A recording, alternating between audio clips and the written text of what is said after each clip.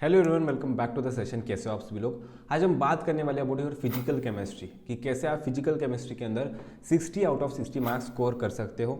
एक चीज़, आज का वीडियो, आज का सेशन आप खुद के साथ रिलेट कर सकते हो। उसका एक रीज़न है मेरे दोस्तों, क्योंकि सेम चीज़ें मैंने भी फेस की थी। एक ज़माना था, ऑनेस्ट चीज़ है, एकदम ऑनेस्ट चीज़ है, जहाँ पर मेरा फिजिक्स चला गया था। मुझे लगता था कि भाई फिजिक्स नहीं होने वाला, बट क्या हुआ कि मैं फिजिकल केमिस्ट्री की पढ़ाई करता था।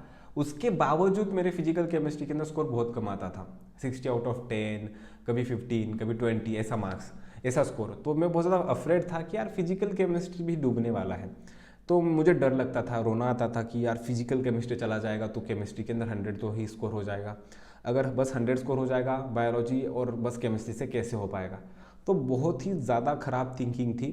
बट उसके बाद क्या हुआ कि मैंने सोचा कि अभी चलो फिजिकल केमिस्ट्री जा भी रहा है ना, तो जाने दो, बट मैं अपनी पढ़ाई को कंटिन्यू करूँगा। मतलब मैं अपनी पढ़ाई नहीं बंद करूँगा।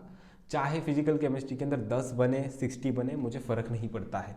बट सरप्राइजिंगली क्या हुआ कि कुछ दिनों के बाद मेरा स्कोर बूस्ट होने लगा। एंड जैसे कि आपको बताया, जब हमारा स्कोर बूस्ट होता है तब हमारा कॉन्फिडेंस बूस्ट होता है। तो एक चीज़ देखना, ये चीज़ मेरे साथ बहुत अच्छी हुई कि मेरा स्कोर बूस्ट होने लगा, 5-5 मार्क्स से बूस्ट होने लगा। हर बार मैं एक क्वेश्चन अच्छे से कर देता, और एक एक्स्ट्रा क्वेश्चन, और एक एक्स्ट्रा क्वेश्चन। एंड ऐसे करके मेरा कॉन्फिडेंस आसमां को छू गया। एंड फाइनल नीट के अंदर मैंने मचा दिया फिजिकल केमिस्ट्री के अंदर। तो आज का वीडियो 0 to हीरो होने वाला है। तो अगर आप मेरे से रिलेट कर पाते हो एक भी चीज़, तो इस वीडियो को एंड तक देखना, क्योंकि इसके अंदर सभी चीज़ें ऑनेस्टली कही जा रही है। तो फर्स्ट थिंग, मेरा रिजल्ट या तो स्कोर क्यों कम आ रहा था, तो कुछ रीजन से मैंने सॉर्ट आउट किया है। First thing, lack of few concepts. कुछ कॉन्सेप्ट अच्छी भी थी, बट कुछ कॉन्सेप्ट बुरी भी थी। तो कुछ कॉन्सेप्ट खराब होने की वजह से क्वेश्चंस गलत हो जाते थे। सेकेंड चीज़, लैक ऑफ क्वेश्चन प्रैक्टिसिंग। बेटा, ये दो ही चीज़ें थी जो कि मेजर कॉज थी मेरे फिजिकल केमिस्ट्री का स्कोर कम आने के बीच में। तो अगर आप भी ये दो चीज़ें गलत कर रहे हो ना, अगर आपकी कॉन्सेप्ट गलत है, अगर आप क्वेश्चन प्रैक्टिसिंग नहीं कर रहे हो, तो इस चीज़ को कैसे सुधारना है, मैंने कैसे वर्क किया, ये भी आगे जाके आपको मैं बताने वाला हूँ। तो फर्स्ट ऑफ ऑल कि फिजिकल केमिस्ट्री में पढ़ाई कैसे करते हैं। तो एक चीज़, आपका एक मिथ दूर करना चाहूँगा, फिजिक्स अलग है, फिजिकल केमिस्ट्री अलग है। फिजिक्स के अंदर ज़्यादा न्यूमेरिकल्स होते हैं, ज़्यादा फॉर्मूलेज होते हैं, but physical chemistry is very simple with comparison to the physics. Why so? Because उसका रीजन है मेरे दोस्तों। एक तो फिजिकल केमिस्ट्री के अंदर थियोरेटिकल क्वेश्चंस आधे होते हैं। लगभग आपके जो 15 क्वेश्चंस होते हैं ना, almost 7 to 8 questions are the theoretical और the conceptual questions. And the others जो कि आपके 7-8 बचते हैं ना, वो आपके न्यूमेरिकल या तो आपके फॉर्मूला बेस्ड होते हैं। तो फिजिकल केमिस्ट्री में स्कोर करना आपकी बायोलॉजी की तरह ही होने वाला है। कुछ आधे क्वेश्चंस के लिए फॉर्मूला रटना है। बट एक चीज़ मैं आपको बताना चाहूँगा कि फिजिक्स के अंदर जैसे कि हज़ारों फॉर्मूलेज होते हैं ना, वैसे फिजिकल केमिस्ट्री के अंदर ऐसे हाथ पे गिनने वाले फॉर्मूलेज होते हैं। बस इतने फॉर्मूलेज कर लिए, क्वेश्चंस बना लिए, आपका प्रैक्टिस लेवल हो जाएगा। तो फर्स्ट थिंग, आप जब भी फिजिकल केमिस्ट्री की पढ़ाई करो, तब कॉन्सेप्ट के ऊपर आपको 70% ध्यान देना है। क्योंकि अगर कॉन्सेप्ट बढ़िया हो जाएगी तो कॉन्सेप्ट प्लस थियोरेटिकल क्वेश्चंस आपकी प्रैक्टिस हो जाएंगे। मतलब आधी फिजिकल केमिस्ट्री यहाँ से आपकी कवर हो जाएगी। बट जो आपकी आधी फिजिकल केमिस्ट्री बचती है, उसके लिए कैसे प्रिपेयर करना है, उसके लिए फॉर्मूलेस प्रिपेयर करने हैं एंड क्वेश्चन की प्रैक्टिसिंग बहुत अच्छे से करनी है, फॉर्मूला बेस्ड क्वेश्चन की।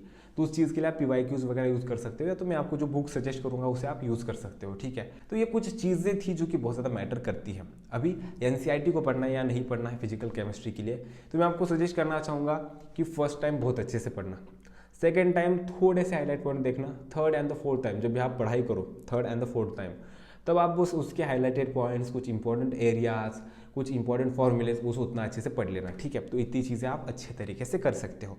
तो मैंने क्या किया था फिजिकल केमिस्ट्री के लिए पर्टिकुलरली, मेरे पास एक बुक थी, आप कोई भी बुक यूज़ कर सकते हो। मेरे पास बालाजी पब्लिकेशन की नरेंद्र अवस्थी की बुक थी। ये कोई भी प्रमोशन नहीं है, मैं नहीं जानता कि वो किसकी बुक है, कुछ भी नहीं, but yes, Narendra Awasthi Balaji publication की बुक है। मैंने उसे यूज़ किया था क्योंकि हमारे क्लास में फ्री में बांटी थी। एक चीज़ देखना, हमारे क्लास की फीस थी 1,40,000 रुपीज़, उसके अंदर बुक दी थी। तो एनी हाउ मुझे उस बुक को यूज़ करना था, बट ये मेरा टारगेट था। बट लेटर वर्ड्स मैंने नोटिस किया कि ये बुक बहुत ही बढ़िया है। 3 लेवल के क्वेश्चन थे। थर्ड लेवल थी बहुत सिंपल, थर्ड लेवल मेरे लायक थी। ठीक है, मतलब मेरे लायक क्यों थी, क्योंकि फर्स्ट लेवल सेकंड लेवल मेरे बस की ही नहीं थी स्टार्टिंग में। तो थर्ड लेवल के क्वेश्चंस PYQs थे, AIPMT के क्वेश्चंस, उसी के साथ आपके नीट के PYQs, कभी कभार कुछ एम्स के PYQs जिसके अंदर डाले जाते थे, जो कि मेरे से सॉल्व हो पाते थे। तो वो चीज़ मैं करता था। एंड उस बुक के स्टार्टिंग में कुछ ऐसी थ्योरी थी, जैसे कि आपको पता है ना फिजिक्स के अंदर थ्योरी होती है, फॉर्मूलेज एंड कुछ इंपॉर्टेंट कॉन्सेप्ट्स। तो उस थ्योरी को मैं बार बार रिवाइज करता था। तो मैं जब भी उस थ्योरी को रिवाइज करता था, मेरे फॉर्मूलेज रिवाइज हो जाते थे। तो first key to success in your physical chemistry is your formula sheet. If you don't have any formula sheet, you can't revise your physical chemistry. क्योंकि आपके यहाँ पर आधे से ज़्यादा क्वेश्चंस गलत होने वाले हैं। तो अगर आप फिजिकल केमिस्ट्री को अच्छे से करना चाहते हो तो एक फॉर्मूला शीट बना लो, उसे डेली रिवाइज करना, सुबह एक बार एंड शाम एक बार, ठीक है। तो अगर 2 बार भी अगर आप डेली रिवाइज करोगे ना अलग अलग टॉपिक्स, तो आपका फिजिकल केमिस्ट्री अच्छे से हो जाएगा। तो ये कुछ बेसिक चीज़ें थी।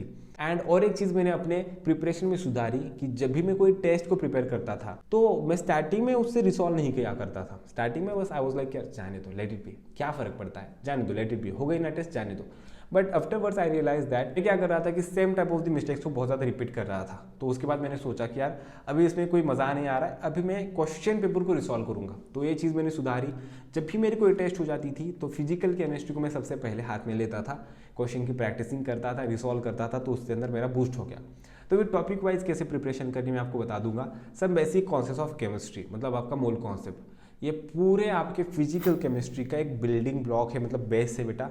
अगर आपका मोल कॉन्सेप्ट वीक रह जाता है तो आई एम वेरी श्योर कि आपका पूरा केमिस्ट्री, पूरा फिजिकल केमिस्ट्री खराब होने वाला है। सेकेंड आपका आता है structure of atom. Structure of atom करना इंपॉर्टेंट चीज़ है, क्योंकि सेम टाइप ऑफ दी चीज़ें आपको केमिस्ट्री में भी है, सेम टाइप ऑफ दी चीज़ें आपको मॉडर्न फिजिक्स में भी मिलने वाली है। तो डबल फायदा है बेटा, फायदा ही फायदा है। स्टेट्स ऑफ मैटर सिंपल है, क्योंकि इसके अंदर ज़्यादा इक्वेशंस कुछ भी नहीं है, कुछ थियोरेटिकल नॉलेज है एंड कुछ फ्यू चीज़ें हैं जो कि आपको अच्छे से याद करनी पड़ती है। तो states of matter is one of my favourite topic. Thermodynamics again is repeated in your physics as well as the chemistry, so double फायदा है। तो डबल फायदा है तो अच्छे से कर लेना। इक्विलिब्रियम अगर हो सके तो आयोनिक इक्विलिब्रियम स्किप कर देना।